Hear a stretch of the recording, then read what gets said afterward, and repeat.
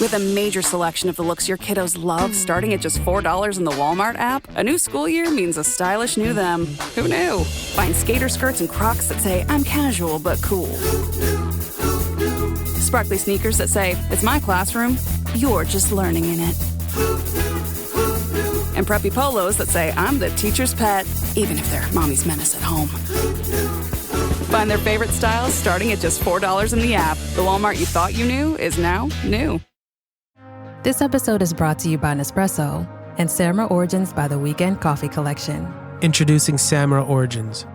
My collaboration with Nespresso is a connection to my roots, to my mother, Samra. Coffee that hits the right notes. It transports you. Crafted with unique notes and bold, soaring flavors.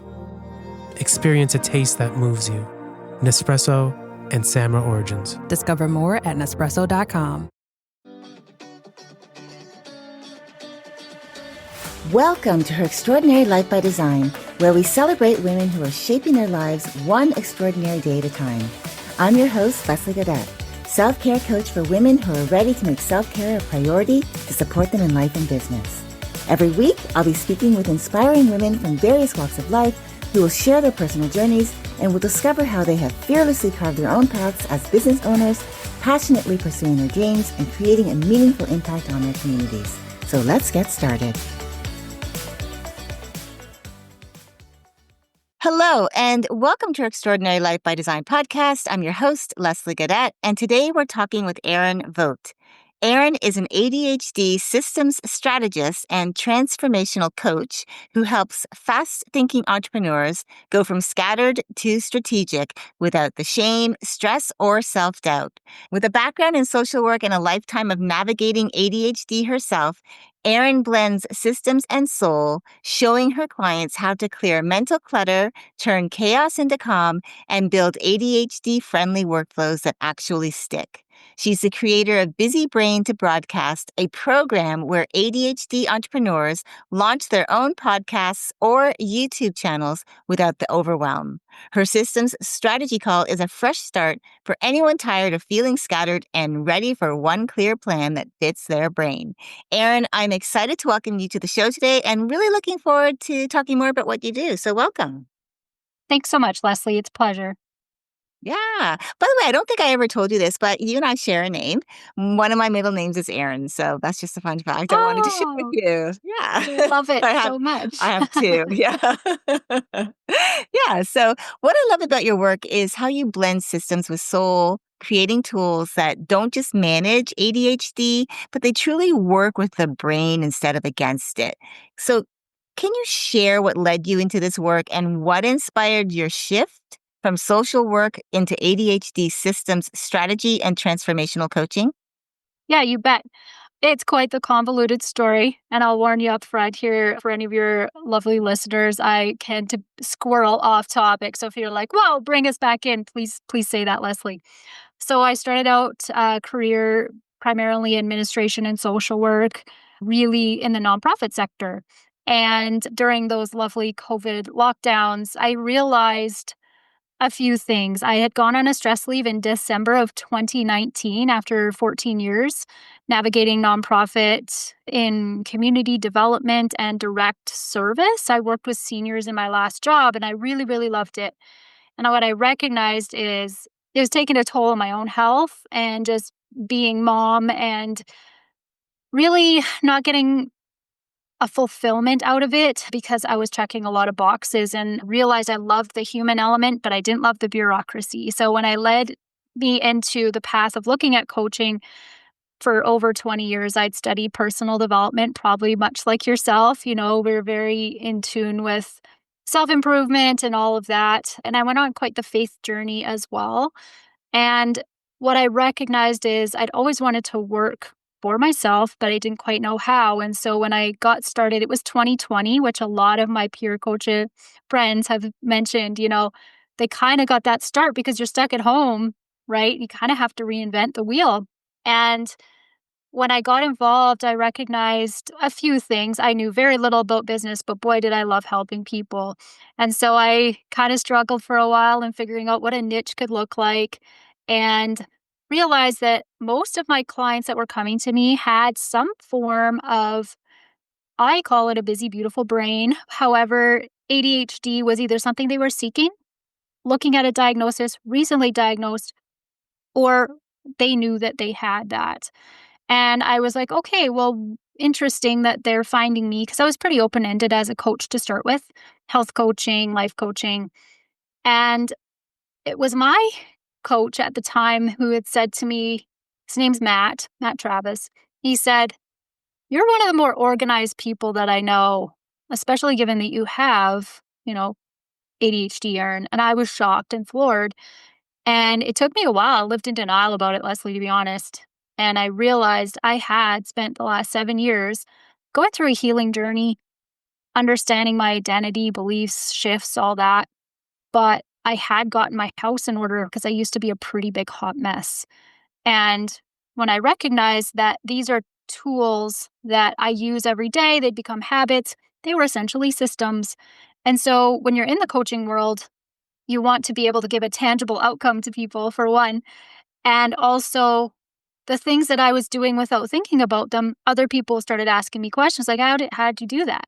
And I was like, oh, well, maybe there's something here. So, long story short is, in the last 5 years, I've definitely kind of gone in different directions, but this one has led me to realizing digital clutter is a huge issue for people. It doesn't matter if you have ADHD or not, we are inundated with digital clutter. And our home clutter, if we're not taking a hold of it, what's it doing for our energy? But also, how can we live, like you say, extraordinary life by design?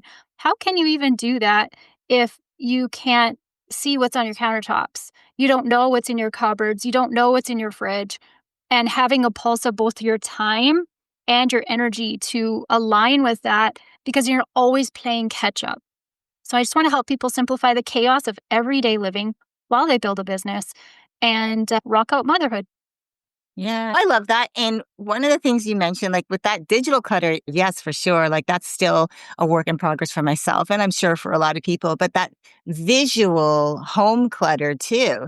I've talked to a couple of people and it's funny how like I've had a lot of people with ADHD come to me as well. And I'm not sure the reason behind it. And maybe just because something in my messaging is sparking something, I'm thinking of something and I say it and it kind of resonates, it lands. But it's that whole thing of not even just the seeing of it, but it feels heavy when it's still there. Like you feel like it plays on your emotions and it can actually feel bigger than like, for example, I did work with someone years ago, actually my very first client. And I remember her explaining to me about how she had this massive pile of mail on her dining room table. And this is when I was doing in-person coaching. When I went to her home, I was pleasantly surprised that it was not a lot of papers, but for her, from her seeing it day in and day out, moving it around from place to place on the table, almost to feel like some sense of control over it, that I started understanding that it felt bigger than it looked. Because for me, I thought, well, this is manageable. But for her, she'd been dealing with it for months that way, and had she couldn't figure out what to do to figure out how do I just manage this paperwork that comes in daily, and how do I even work through it? And then even some of her other things that she'd been working on, she had piles of paper. So yeah, I definitely agree with you there. Like that when it's like right there in your face visually, you see it every day, it can play such a huge role in how you emotionally show up daily. And I can imagine your clients too, when you're already dealing with the idea like your attention is moving from thing to thing to thing, and then having to see this paperwork or whatever, these piles of things or these things that have gone unchecked for so long, and trying to figure out a way to actually manage it. So I love that you do that. So thank you for answering how you got there. I appreciate it. So I know that you believe that what looks like procrastination or disorganization is often really decision fatigue or mental clutter. And we've talked about a little bit about clutter. So as I said, you are speaking my language because this is stuff that I think about too. I've had to deal with. But from your experience, how does ADHD impact decision making and emotional bandwidth, especially for fast thinking women running businesses and or raising families? Such a great question. You know, I mean, if you were to look up the definition of procrastination, I'm sure there's very type A answer to that. I've never actually looked it up. I should do that. However, for me, procrastination has a lot to do with avoidance. And the avoidance is not because you're intending to, it's simply because making the decision in the moment, there are other options in the way. There are distractions that feel better in the moment. And so instead of that prioritization part of our brain, and as I understand, don't quote me on the science on this, but as I understand from executive functioning and the prefrontal cortex, there are certain parts of our brain that are just turned off when other people have them on, and the ability to distinguish what is a priority. How does that fit into my day, right? I have this time space for doing X, and what am I doing in that space? Well, I'm not rushed on it, so therefore the dopamine hit isn't hitting me. If I have 5 hours to do something that I normally could probably do in an hour, the first 4 hours will fly by, and then the last hour, it's like crunch time, it feels better. Sometimes it's straight up because we don't wanna make the decision, or there are so many options, so decision fatigue becomes that word, fatigue. And until we live in that space of also living in anxiety, and I'll say that I've gone through depression and anxiety and panic attacks and all the things related in that regard, and it usually is very comorbid with ADHD. Fatigue, so you're ending up procrastinating as the result, and you're playing the what if game. Plus, you're also, if you're a people pleaser, you're answering to your kids. You're answering to your family members. You're answering to your boss or your clients if you're in business. Hey, you're answering to traffic if you're stuck in, a space like that. Decision fatigue affects all sorts of results. And as a result, we end up procrastinating, and then that becomes part of our label. And for me, I went through a phase of that where it was harder than ever to make a decision. I called it intense brain fog, where I'm supposed to be making supper and setting the table was interrupted by, oh, the laundry has just rung and I have to go and get it now. And then I remember, oh, well, something in the laundry led me to a closet, and then the potatoes boil over on the stove. And then, making dinner, which should be a focused thing, becomes a 2-hour ordeal. And then it leads to relationship breakdown. So it's just, or your family having to deal with the consequences of that. And so one of the things I really like to help my clients with and people I talk with is understanding the shame element is real. When you procrastinate, compounding the procrastination over time, it could be 1 down here, but it feels like a 10 because you have been doing it throughout the day or the week or the month, and you just know that you're letting other people down when really your mind is just trying to categorize what the heck was my priority in this moment? How did I get off track? And then we're just second guessing, and it's a spiral that keeps going. And so getting a pulse of that is really the key point of understanding, like, where are your thoughts at and how are they impacting your habits? Yeah, I love that again too, because like you were saying, you can be sidetracked, like, oh, this, and it keeps taking you away. It's like you keep going in these different directions because like one thing leads to the next thing, leads to the next thing, and it's taking you away from the original. And so I love how you explain that. Like, I could be in the middle of making dinner and then I realize, oh, the laundry's ready. And then, oh, I got to put that away. And then, oh, I forgot there's something over here I have to do. So, and I mean, if you can I feel like there's got to be a way to actually have some humor in it too, because otherwise you could be beating yourself up over it. But that's something like I think plays into my next question because the starting of systems. So, I actually introduced you to somebody who I've been working with.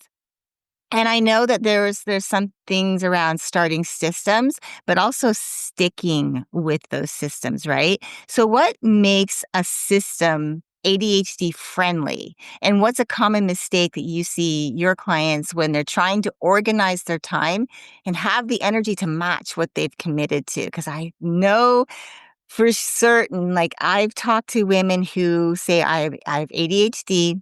I can become very hyper focused, and before you know it, something that I thought, oh, I'm only going to take 2 hours becomes a 5 hour thing. Like you were saying earlier, 5 hours. I have 5 hours to do something, but I really only need an hour, and now the last hour is when I do the work. So when it comes to those systems, because I know you help them to really put systems in place that work. How do you help them stick with that, especially when they're trying to organize and have that energy to match what they're committing their time to and within the systems that they develop? Such a great question. And it's pretty multifaceted, but I'll try my best around lasting transformation is always the toughest thing ever, right? So we're in this world to help people make shifts, and lasting is up to the person. And so what happens I'll just use myself as an example. I will set up a system. For instance, I did some work in a sauna for a while and I put all these documents in there, Leslie, and I had my boards all set up so I could manage them and be like, oh yeah, I can find this. And I'm not like searching digitally in the Google Drive and the inbox for Outlook and all this stuff. And I was like, I have a one-stop hub. But because it wasn't right in front of my face and I didn't make it a system, that I'm like, oh, I got to make sure that I check in my Asana every morning, have it open as a tab, and utilize it. If I'm not doing that intentionally, I forget it's there. And then I get to the point where I'm like, which program did I put that in? I know it's somewhere. And then you just play this game and you're spiraling around wasting time. So what I've realized is if I don't have an anchor, whether it's something physical in front of me or I really know what my why is, and this is going to sound corny, go with me, but from the standpoint of looking at your systems and where they fit into the big picture, I know that if I'm not intentional about it and I don't know what my why is, for one, I'll straight up forget it. So, I mean, this goes back to coaching 101, but having an anchor in front of you is the why behind why you're doing it in the first place, is the reason to even start making that shift. And it's not about having it as a lasting habit. I don't have my clients think that way because that's too big. I like them to think within days or weeks rather than years. And I find the more I'm able to chunk it down, it becomes more of a compounding habit. And then they start to just realize that it's building into part of their day. For me, I'll be honest, doing a 3-year or 5-year plan is like pulling teeth because I can't see out that far. As much as I'd love to, I don't stick with it. And then when you don't, you feel bad. So when I take the compound into account, it's just like 1% better today. 1% better today could be 2% better tomorrow. And over 100 days, look what that could be. Now, you're always going to go backwards and completely forget your consistency. But if you have muscle memory around something and you know how it makes you feel, you're more likely to take that system and be like, I'm going to run with this. And I'll use an example, if I may, around going to the gym. When I was in my 40s, when I turned 40, I'd realized I'd spent most of my life, it's going to sound funny. I would go and hop in the shower and recognize I didn't earn my shower. I was like, I didn't sweat today. That really sucks. How come I didn't sweat today? And I was lethargic, and I realized that I was kind of always wanting to become an early morning gym person if I could. Now, in this last season, it's been tough. We've been renovating our house and things are chaotic everywhere. But for the last 2.5 years, I've been able to learn how to get up and go to the gym at 5 a.m. about 2 to 3 times a week. And that alone is a compound effect. It's not a major outcome every time. I get to see other people. I book the sessions ahead of time so that I make sure I go. I have some accountability. But I'm telling you that is enough of a why around it because I recognize my energy for my day and being, a little more alert and responsive with my family, my kids. I'm not so grouchy in the morning before we go to school. I tend to eat better because I did work out or go to bed earlier, all those things. So if you can surround yourself with the outcomes that connect with that goal, I find that when you put a system in place, you're more likely to say, well, if I ditch out on this, it's also going to lead to ditching out on 3 or 4 other things that have built up. Does that make sense? I don't know if that makes sense. Yeah, it does. Absolutely. What I love is so like you're basically just saying you're finding what works for you, right? Like that's I think like for anyone, whether you're ADHD or not, it's Yeah. finding the systems that work for you. Like I always say, and people always I know a lot of people get hung up on, for example, self-care rituals, self morning routines, evening routines, those types of things that they hear other people doing, like, oh, the miracle morning, there's like 7 things that you do.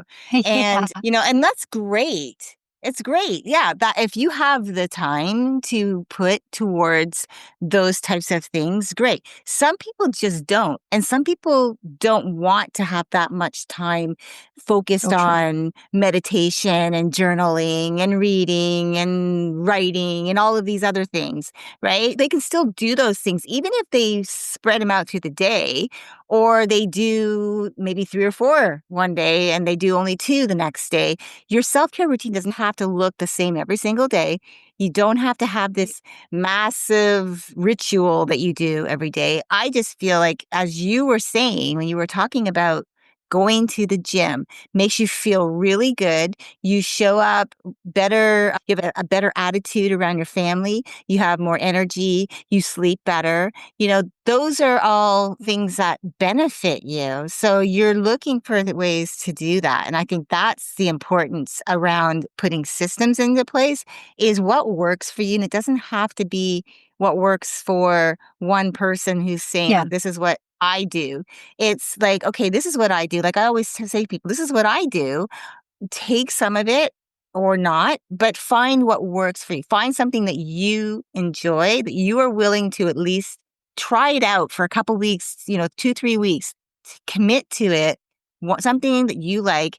And there's that whole thing around, I like this idea, the rule of 2. So I got this concept from Dr. Aditi Nurikar, who wrote a book around burnout, a little bit around burnout, and she talks a lot about it. And she was talking about like having with her clients a rule of 2, like don't put more than 2 new things into your routine, because that can feel overwhelming.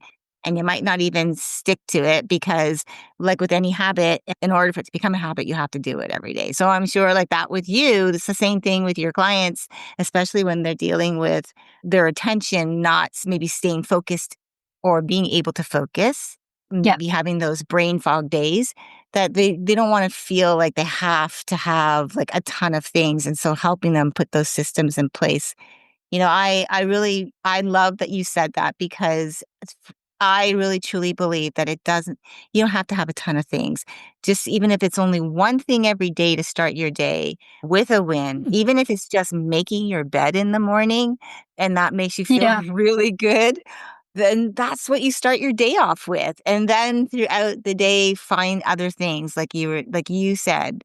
You like to go to the gym. You found a way to be able to go early. I used to do that years ago, to go that early. But if you have the ability to get up and do a 5 a.m. workout, you do feel good afterwards. Like I know that adrenaline rush, that the endorphins afterwards, you just feel like $1,000,000. So thank you for sharing that, because I Yeah. truly believe it was important for people to hear that, because again, it's not about having a lot of systems. It's just having the right ones that work for you, regardless of, like whatever you can find. I know often like the women that I work with, they really have extremely full lives. Like I know, like you were saying, you have a very full life right now. You and your family is in the middle of renovating your home. And I know that because we have full lives, and especially you being a mom, I talk about a lot to a lot of moms, that especially moms can be really hard on themselves when they can't do it all, because they feel like there's that idea, like, have it all, be a wife, a mom, have your career. And yes, I believe you can do it all. You can have it all.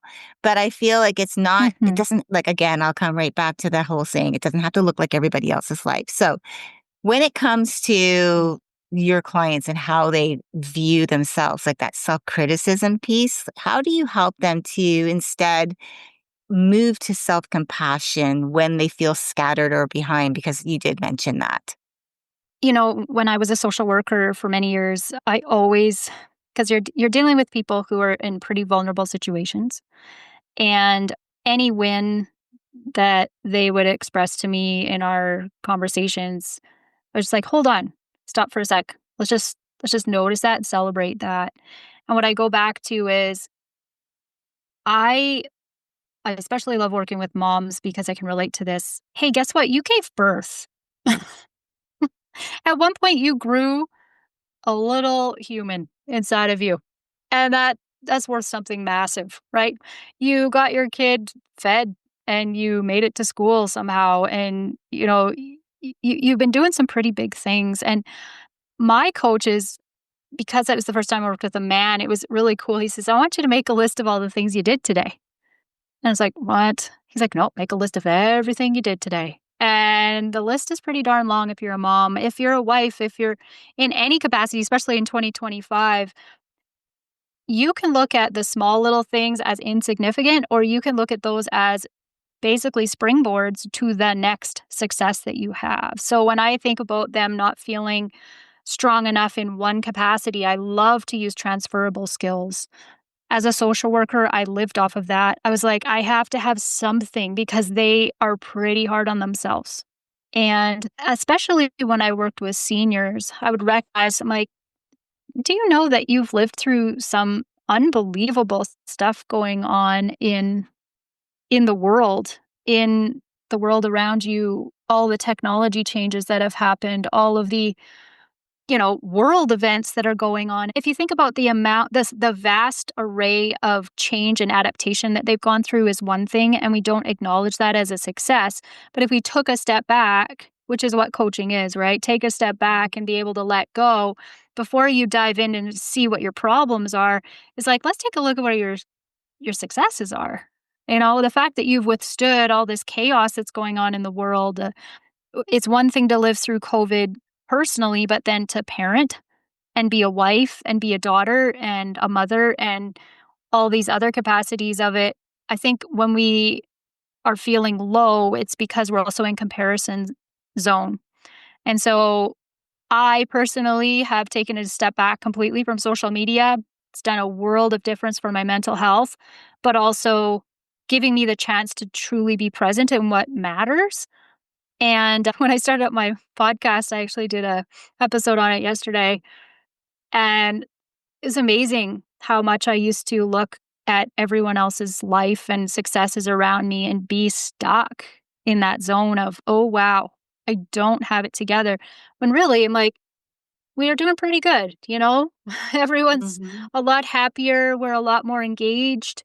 I got my kids helping out with chores and cooking, cleaning, and I'm not lying when I say 2 floors of renovations in the last 10 weeks is pretty wild, but it's manageable because we're all working together. I'm not attached to my phone where it's like putting them last. Now I'm putting us first, and that has made a huge difference. So I have been telling some of my clients, if you're feeling that, I give you full permission to delete those apps off your phone and see what happens.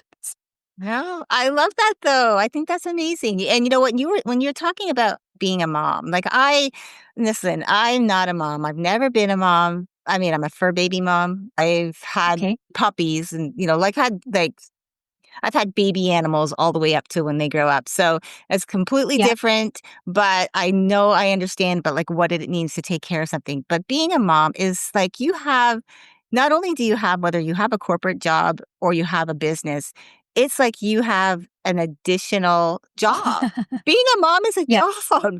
And so I never really fully got that. And I talked about that in one of my previous podcasts where I felt like when I first was in corporate, I was a little resentful of some of the moms around me that would take time from work to either stay home because the kids are home from school, whether they were sick or had a day off, or they had to leave because they got called in because they had to go pick up their son or daughter from school because they were sick. And I used to resent that. And I thought, you know what? Now I understand. It's like, that's not an easy job. Like that is like, that's a full-time job in itself. And then you have to add on top of that, if they work a corporate, Mm-hmm. 8-hour, 9-hour day, or sometimes 15 hours, depending on like the type of business, that company that they work for. And then the business, if they're running a business, it's not easy. So I really, really give a lot of, I really do say, like, I bow down to moms because I think it is such an incredible privilege, but also to know that you guys do so much and able to do all of these other things. Like that's really cool to me.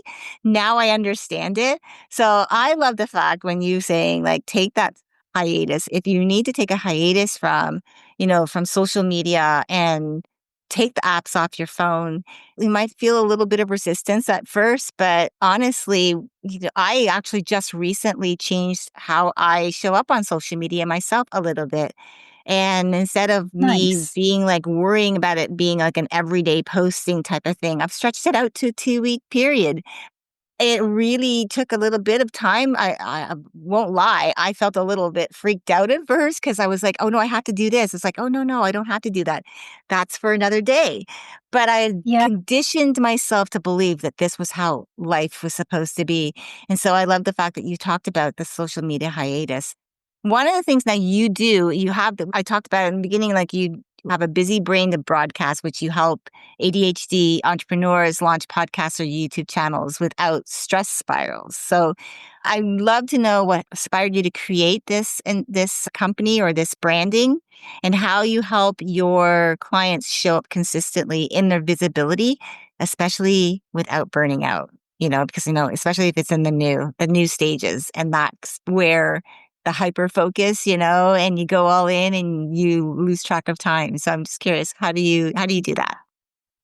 Yeah. So I want to be completely authentic with this when I say this. So 3 people came to me and all kind of were in the same boat and recognizing that they weren't loving social, or they had this pang in their chest. It was like something needs to shift, and I know I need to create long form content, and I've been studying this myself. So what I recognize is, like, I spent 5 years figuring out the tech. So my program isn't something that's super scalable at this point. I'm kind of building it as I go, and I'm just being honest about that. But what I've learned is, like, hey, if I can take back time from these ladies that are going to spend so many hours on YouTube, which I've already done, to understand, just something like Descript, for example, is a way that you can easily do a solo recording, or as a group, understanding you could wear a lapel mic, and how to edit it so you're not stuck in hours and hours of learning how to edit. It makes it really seamless. It's like, if I can create shortcuts for you so you can get to the point of understanding, well, what your ideal client or ideal listener would be wanting, then I'm just basically trying to take away the stress and the time that would take to learn how to do that from scratch. So we're not fully launched with them yet, but my goal is to help them with their first 6 shows, and just to get it launched in the first place. And then we'll talk about the consistency element. More than anything, I think with women, especially with ADHD, is I don't love to play the game of like, yes, you got to show up consistent. I get that.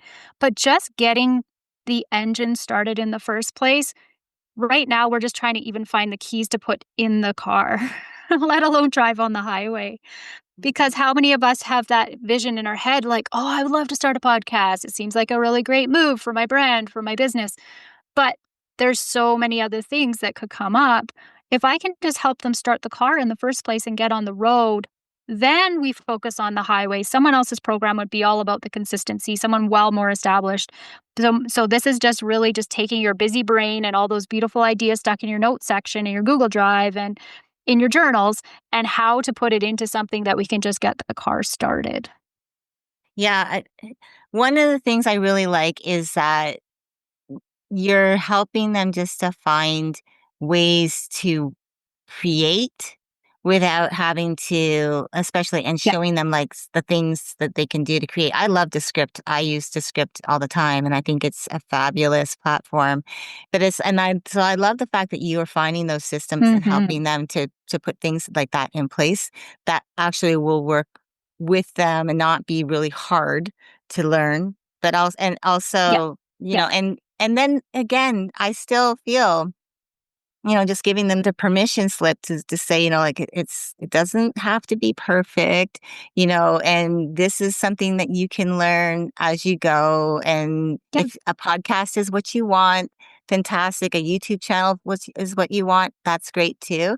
And that's, I think, one of the things that a lot of people that I know in the beginning, like way back when I started coaching myself back in 2018, everyone was talking about having like the website and the podcast and the YouTube channel and all of these other things. And it was like, Yeah. oh my gosh, that's like so much. No wonder people get so overwhelmed and they start to feel like I can't do this. And so I love the fact that you have these systems and you help people like that. So thank you. So final question for you. For the woman, so because Yeah. this is for women, my podcast is for women. For the woman who's listening, who's built a lot, but she feels like she's holding it all together with duct tape behind the scenes. Yeah. What's one belief you'd love to help her rewrite about how her brain should work? And if she's ready to get support, where can she begin? You got great questions, Leslie. I love how you framed that. Instead of Yeah. duct taping it all together. Okay, just give me a sec. I'm going to just say you don't have to play the linear game. Okay. Your friends may be very linear. Hey, heck, your husband, maybe. My husband's an analyst and works in finance and numbers all day. I don't. I take pieces of what I've learned over the last 20 years and I duct tape them together and I allow that to be the process. I allow that to be the system. So if you have just even that permission in your head that it gets to be messy and you just take messy action, I think that's the first step. And I do have a free gift for your listeners, and that is one way to take one messy action step, but get all of the clutter in your mind into some sort of formulated idea. And so it's called 10 Minutes to Calm Your ADHD Mind. You can grab that at erinvogt.com/calm, CALM. And what it is it's just a way to take a simple brain dump, but you get in the zone first, and it's only 10 minutes, right? Everyone has 10 minutes. You get in the zone and you recognize that what your mind is telling you, there's themes to it. And so it walks you through a process of just answering some key questions. And the result of that is you end up with just one key action step that's going to move you forward in this moment of confusion or overwhelm.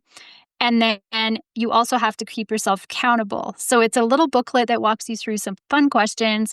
And I'm happy to help you alongside that. There is a video on my YouTube channel about it. And you can always reach me through Messenger at Erin Vogt, or you could email me, which Leslie will have in the show notes. Yeah, absolutely. I'll make sure that I have the link for the freebie to everything like we've talked about today. I'll make sure that I get all of those links from you. So I'll make sure that they go with the show notes. So if our listeners want to grab any of that they can, or they want to, go to your Yeah. YouTube channel and start watching your videos. Erin, thank you so much for spending time with me today and sharing the work that you're doing to help fast-thinking women who are high achievers build systems that honor their energy, support their creativity, and really rebuild their self-trust, especially in a world that often demands more than it gives. And I really appreciate hearing your perspective on what it means to create ADHD systems, like friendly workflows without shame or overwhelm, and how powerful it can be to align our strategies with how our brains actually work. And I believe like what you shared today is really going to speak to a lot of women who are tired of pushing and they're actually ready for a new way to feel focused and free and actually love what they're building. Because again, that's, the name of my podcast is Her Extraordinary Life by Design. And that's to build your life and live that extraordinary life, but by your design and doing it where you have that freedom, where it's fun. So thanks again for being here with me. I really, truly appreciate you. Thanks so much, Leslie. And to our listeners, if you'd like to connect with Erin directly and learn more about her coaching programs or her Busy Brain to Broadcast framework and the link for her freebie, you can find her contact information in the show notes. Remember, honoring how your brain works isn't a weakness, it's a strength. And when you give yourself permission to work with your energy instead of against it, everything starts to feel clearer, calmer, and better aligned. Until next time, keep dreaming, keep believing, and keep designing your extraordinary life one day at a time. Thank you for joining me on Her Extraordinary Life by Design. I hope you've been inspired and empowered by the incredible stories shared on this show. If you enjoyed this episode and the conversations we've had, I would greatly appreciate if you could take a moment to leave a review. Your feedback and support mean the world to me, and it will help others discover the podcast and join our empowering community. Remember to hit the subscribe button so you never miss an episode. Together, we can continue to learn from these amazing women, uncover their extraordinary journeys, and be motivated to create our own lives by design. Thank you again for tuning in. Until next time, stay empowered and keep shaping your extraordinary life one day at a time.